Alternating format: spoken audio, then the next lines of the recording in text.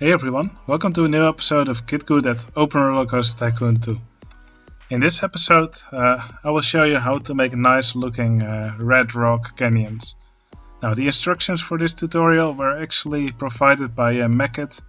Mekkit generally places really high in my contests and often has these red rock canyons in his maps. So this is one of the entries that he made for the Dueling Coaster contest. As you can see, there's these really nice canyon rocks here from the Wacky World set. This wasn't the only entry that he made which had those. Here you can see his entry from the Inverted Coaster contest, and again you can see these canyon walls here. I think they look really nice, and with a few simple steps you can also make your red rock canyons like this. Anyway, Mekkit also provided a map which we will use together with the instructions, so let's head over there. Alright, here's the instruction map that Mekkit provided. Basically what we will do is we'll start here from a basic shape, just with basic cliff walls, and in just a few simple steps we will get to an end result that looks a lot better. Anyway, I will just start with the example here on the top. So the first step is basically just to get the basic shape of your cliff right. Now here it's just a rectangle, just with these what are they called? The wind sculpted wall pieces. There's actually several different textures of these. They're in the North American set.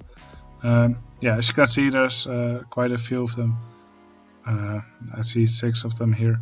They all have subtle differences, so when you look here, well, you don't really see the difference. Maybe when you're looking up close. Anyway, that's really the first step. Just get the basic shape of your cliff right. It helps if you already put the cliff pieces on the side, just so you get the height of the land correct. Because these wall pieces all have a specific height, so it works better if the cliff is this. If they match up with the land height. For example, if your land is this height, it's maybe a little bit more difficult to actually get the cliff wall pieces to line up correctly. Anyway, that's the first step. The second step, when you've got the basic shape right of where you want the cliff to be, then you can add some erosion on top. Here some land was added on top with a gentle elevation change. And also when some land is eroded away, it usually accumulates at the bottom of the cliff. Now what you can see here is that these wall pieces, you can actually also slope them. So yeah, you can use that nicely on the place where you slope the land on the bottom of it. You can simply put the wall pieces right up there on the slope. Here you can see that they also follow the landscape. You can simply angle them with the tile inspector if they're against the wall. For example, if we would place a wall piece here, then with the tile inspector we can simply select it, and then if we select the wall piece, we can change the way it is sloped. So yeah, that way you can make them follow the landscape here. Now the wall pieces do overlap here a bit where there's the sloped pieces, but I think it doesn't look too bad here. Now after you've added some erosion, the next step in Mekkit's instructions is to add some more levels. Well, here just one extra level was added, again still with the erosion on the top and on the bottom. But yeah, this will make the cliff a little bit less steep, and it will also make the cliff look a lot more interesting. Um, After that, the next instruction is to add some corner pieces. Even when you don't have any corners in your cliff, you can still place some of these corner pieces just to make crevices and cracks in your cliffs. That will generally make them look nicer. So you can see these corner pieces being used here. Now, one thing about these corner pieces is that you can see there's some corner pieces that are really like hollow on the inside, and some that are really full tile. Or well, they look solid at least. So yeah, you should always use the hollow corner pieces on the bottom. You shouldn't use them on the top, because then it will look weird, because there will just be a hole behind them. So yeah, always put the roof pieces on top. You can even stack roof pieces if you want, but the top one should always be a roof piece. Then the next step is to add some more floor textures. So for example, here it's all just red sand. Here's some light brown sand was added, some dirt, and even some grassy patches. It's just that the ground there has been left untouched so long that some grass actually grew back on it. One thing that was also added here is you have these in the set. You have these wind sculpted floor pieces, some with some rocks on it, and they can also be used in a nice way, just to add to make the ground look a little bit more interesting. So they look nice with some little rocks scattered around.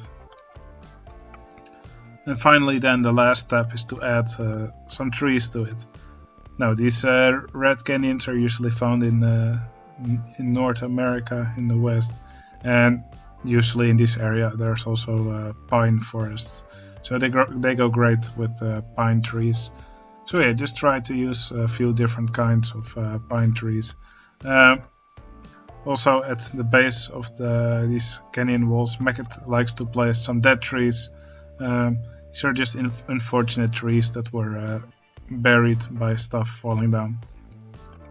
Now, as you may be able to see, these dead trees, they look very small. That's because they're buried into the ground. So yeah, normally you cannot lower your trees into the ground unless you lower them fully. But what you can do is you can disable support limits and disable clearance checks, and then you can simply bury your trees. And for dead trees, this works really well to make them look like buried trees or just dead bushes. You can also bury other trees. You can see some pine trees having been buried right here, and burying pine trees is a great way to make it look like there's some younger trees. So yeah, it's nice to get a little bit of variation of the height of your pine forests. So yeah, that's also a trick I really like to use to bury my trees. Anyway, this was the first example. This one was quite basic, so some more fun examples will follow. I will just go through them quickly. Now, here we have our basic inward shaped corner. Now here some erosion was added, just like we did over here. Yeah, some of these pieces are now angled. After that, some some terraces were added, some extra layers.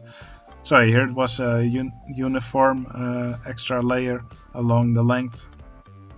Here it's just some extra pieces added in between. So yeah, this I think this is even nicer than having an entire layer. But of course, in the corner, this probably would just work better anyway. Then in the next step, these corner pieces were added. So yeah, here the extra layers are actually quite sharp, but here they've been replaced with corner pieces. Also some corner pieces layered on top.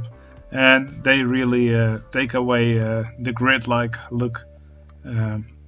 So yeah, this is a good way to make your shapes look more irregular. I think these corner pieces have been added in a great way. Now, after that, it's just a matter of adding floor textures. So you can see here again light brown sand, dirt, some grassy patches here on top, and then it looks really nice. And here finally lots of bushes and trees were added. So yeah, these pine trees go great with these dark green bushes. I think there's two different types of these dark bushes, or shrubs as they are called. And you should generally just have a mix of those if you have a pine forest. Alright, here we have an outward corner. Oh, here's our basic shape. Added some erosion on top. Here at some parts an extra layer was added. Just a little bit here at the bottom and one bit here in the middle. Now here the shape has been made a little bit more irregular with these corner pieces. Also some cracks here in the rocks. And here the textures have been added. And now on top of that also these wind sculpted rock formations have been added. They're also in the North American set, and yeah, they're just easy to stack and to make into nice shapes. Generally you'll want to start with a base piece. So yeah, on the bottom here you can see the name. This one's named Wind Sculpted Rock Formation Base. This is midsection, and here's the top sections. Generally you want to finish with the top section, but for these pieces you can generally vary it a bit.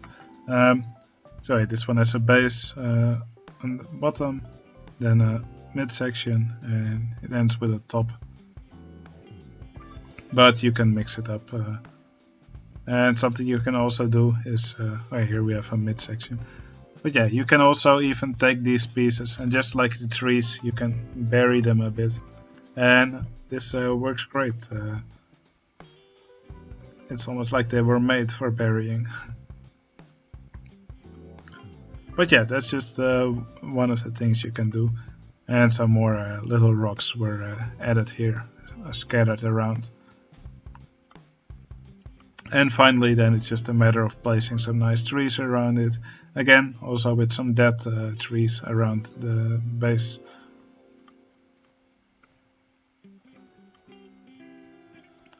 But yeah, you can really see how nice these wind sculpted rock formations make the cliffs look.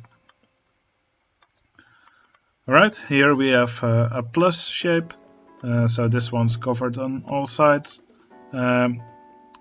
Yeah, again, well, here's the erosion is only on the bottom. Well, just some sand, soil that accumulated there.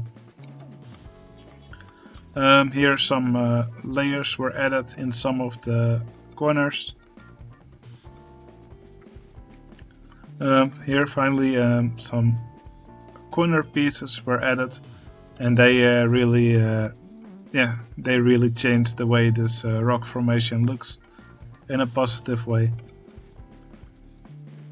And then here again lots of these wind sculpted rock formations around it, and they really make it look good in my opinion. Again, some more ground textures. You can really see the shape of this rock formation come to life. And finally, in the end, some trees have been added around this formation. Now, and here's our final shape. This is a fun one. It's quite a simple shape, but there's this indent here in the middle. Again, erosion on the top, some soil accumulation on the bottom. Here some layers have been added. And then here some corner pieces have been used, and an overhang has been made around the indent.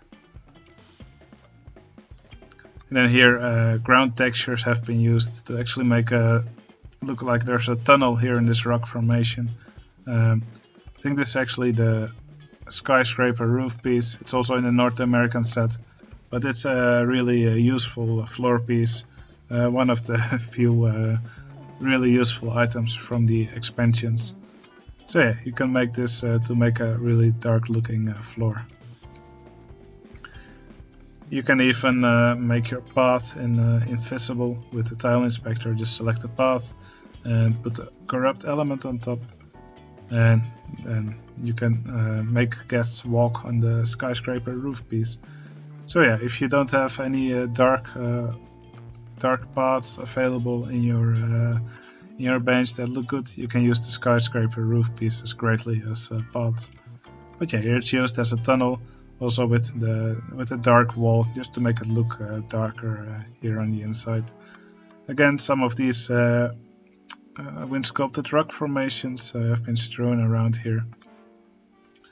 And finally, some trees, pine trees have been added, also some berry trees, and again with some bushes right next to it. But yeah, that's really how you get from a really basic shape to these complex looking structures with nice formations and trees, greenery around it, but still looking like a really nice red canyon. Anyway, if you want these instructions, there's a doc file with instructions, and you can also get this map together with it, just if you ever want to look at some examples. I will link these files in the video description, just so you can take a look for yourself. I want to thank Mekkit for providing these instructions. I hope this video will be useful for you, and I will see you again in the next video. See you later.